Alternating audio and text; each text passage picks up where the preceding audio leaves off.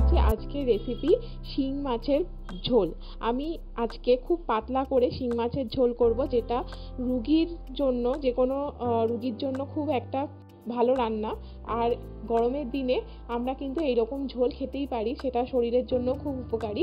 তাই রুগীর পথ্য হিসাবে কিংবা গরমের দিনে হালকা পাতলা ঝোল হিসাবে আপনারা এইরকম একটা রেসিপি জ্যান্ত মাছের, যে কোনো জ্যান্ত মাছ দিয়ে এই রেসিপিটি করতেই পারেন। আমি এখানে নিয়ে নিয়েছি শিং মাছ। শিং মাছটাকে ভালো করে কেটে ধুয়ে পরিষ্কার করে নুন হলুদ আর সর্ষের তেল মাখিয়ে কড়াইতে সর্ষের তেল দিয়ে তার মধ্যে শিং মাছটা ভাজতে বসিয়ে দিয়েছি। আমি এখানে নুন আর হলুদ আর তার সাথে একটু সর্ষের তেল মাখানোর কারণ, যে কোনো জ্যান্ত মাছে যদি একটু তেল মাখিয়ে নেওয়া যায় তাহলে ভাজার সময় মাছটা ফাটে কম, তেল কম ছেটকায়। তাই জন্য আমি একটু সর্ষের তেল মাখিয়ে নিয়েছি। যে কোনো জ্যান্ত মাছেই আপনারা এই ট্রিকটা ফলো করতে পারেন।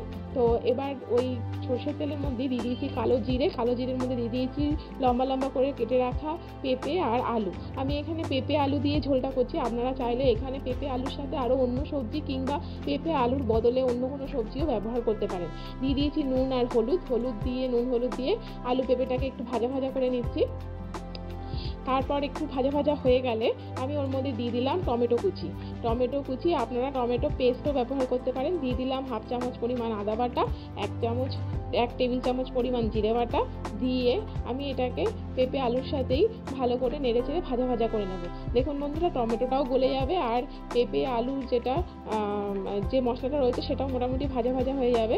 এর মধ্যে দিয়ে দিচ্ছি কিন্তু গোলমরিচ। আমি এখানে যেহেতু বললাম আমি এটা রুগীর পথ্য হিসাবে বানাচ্ছি, তাই আমি এখানে গোলমরিচের ব্যবহার করছি। আমি কোনো রকম লঙ্কার ব্যবহার করছি না।